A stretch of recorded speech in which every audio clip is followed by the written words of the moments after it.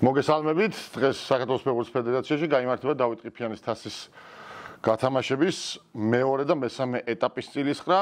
მოკლედ მოგახსენებთ დებულების შესახებ, როგორც მოგახსენებათ ბოლო წლებში, ყველა მატჩი თასზე იქნება ერთმატჩიანი ყველა რაუნდი და უკვე ჩატარდა პირველი საკვალიფიკაციო რაუნდი, განსაკუთრებული აღნიშვნა ჭირდება იმ ფაქტს, რომ როგორც წინა წლებში მოყოლთელი ლიგის გამარჯვებული იანეთი ასპარეზობს დავით ყიფიანის სახელობის თასის გათამაშებაში. იანეთმა წარმატებულად ამაჯერებელი გამარჯვებით დაძლია პირველი ეტაპი, დღეს წარმოდგენილია ეს მეორე ეტაპზე. შეგახსენებთ, რომ 32 გუნდია მეორე და მესამე ეტაპზე, დღეს გაიმართება როგორც პირველი წყვილი შეხვდება მეორე წყვილს, როდესაც წილისყრა განსაზღვრავს.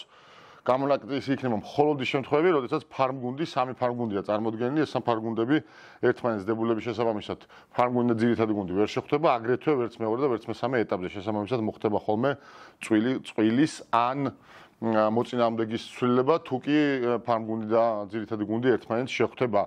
მეოთხე ეტაპზე ორი ეტაპის გამარჯვებულ 8 გუნდს დაემატება კრისტალურ ეროვნული ლიგის 7 წარმომადგენელი, 7 წარმომადგენელი, რომელიც ევროტურნირებზე ასპარეზობს და აგრეთვე ყველა ის გუნდი კრისტალურ ეროვნული ლიგა 2-დან 9 გუნდი სპაერის გამოკლებით, რომელსაც წარმატება უნდა უსურვოთ სადებიუტო ევროსეზონზე, ის 9 გუნდი კრისტალურ ეროვნული ლიგიდან, რომელიც ევროტურნირებზე არ ასპარეზობს.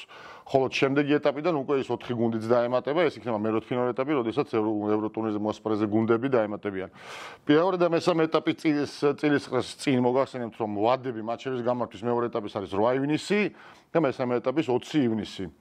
იცით რომ ბოლო ტური გვაქვს წინ კრისტალურ ეროვნულ ლიგასა და ლიგა 2-ში წარმატება უსურვოთ გუნდებს და რა თქმა უნდა ყველას დავით ყიფიანის სახელობის თასის გათამაშებაში აგრეთვე შემდეგ სანაკრებო პაუზა დადგება და 5 და 8 ივნისს ჩვენ ეროვნულ ნაკრებს წარმატება უსურვოთ და აგრეთვე ისტორიაში პირველად მოვიპოვეთ ახალგაზრდული ევროპის ჩემპიონატის საგზური, ჩვენ ახალგაზრდულ ნაკრებს წარმატება უსურვოთ სლოვაკეთში, ჩვენ ჯგუფში პოლონეთი, საფრანგეთი და პორტუგალია არიან საკმაოდ ძიმე ჯგუფი, ამიტომ წარმატებით ჩვენ ახალგაზრდულ ნაკრებს, რომლებიც უკვე მეორეთი ასპარეზებენ, თუმცა პირველად მოვიპოვეთ საგზური 23 წელს იცით რომ საქართველოში გაიმართა ევროპის ჩემპიონატი. შეუდგეთ წილისყრას. პირველი წყვილი დიდუბე 2014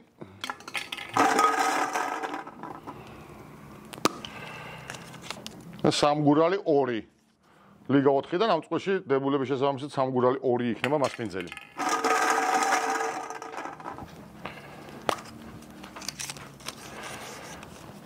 არაგვი დუშეთი ლიგა 3 არაგვის მოწინააღმდეგე გახლავთ ვიჯორჯია. არაგვი ვიჯორჯია ორივე ლიგა 3 წარმომადგენელი, შესაბამისად არაგვი იქნება მასპინძელი.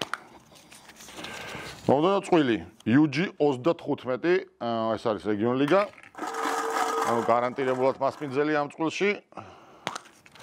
მათი მოწინააღმდეგე იქნება თბილისის მერანი.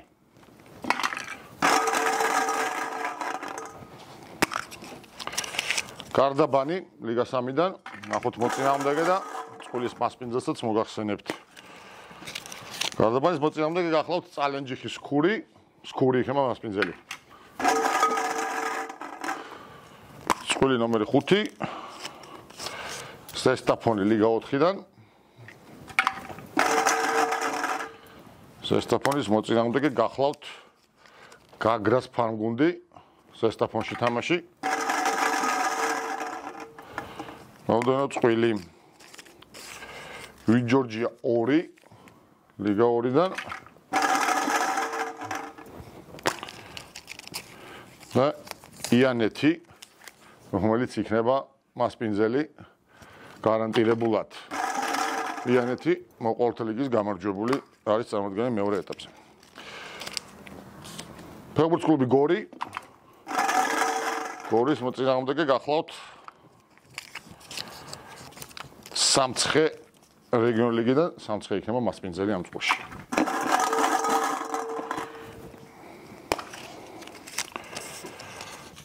მომდევნო წელი ბორჯომი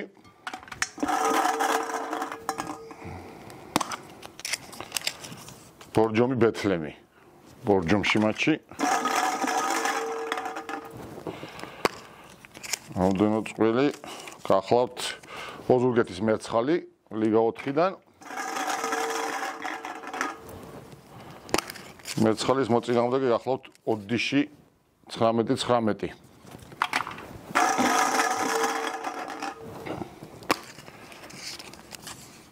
ვანი სულ 2.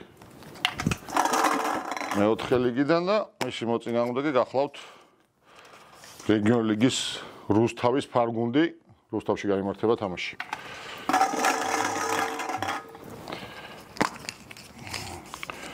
მარნეულის ალგეთი ლიგა 4-დან. ალგეთის მოწინააღმდეგე ლოკომოტივი 2. ოპ. უკაცრავად. მე თვითონ გავასწორებ ამ ხარვეს.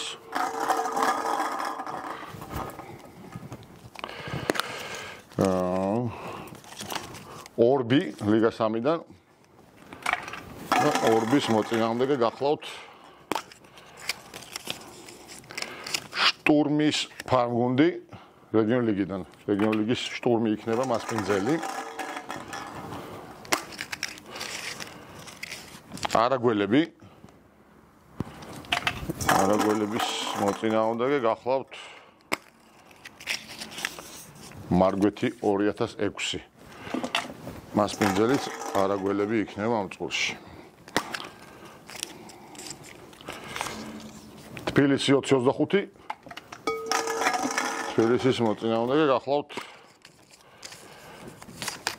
აბაშის ზანა.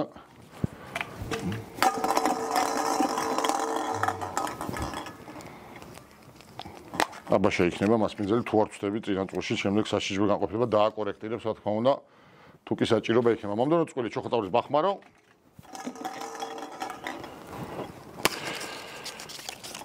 და ხობის კოლხეთი და ბოლო წელი გახლავთ შტურმი. შტურმის მოწინააღმდეგე ეს ერთი აბორტი ტორპედო 2 გახლავთ შტურმის მოწინააღმდეგე ტორპედო 2 იქნება მასპინძელი. დებულების შესაბამისად თუ კი რამე ცვლილება იქნება საშიჯბო განყოფილება აუცილებელი თუ გახდება დებულების შესაბამისად ცვლილება საშიჯბო განყოფილება განახორციელოს.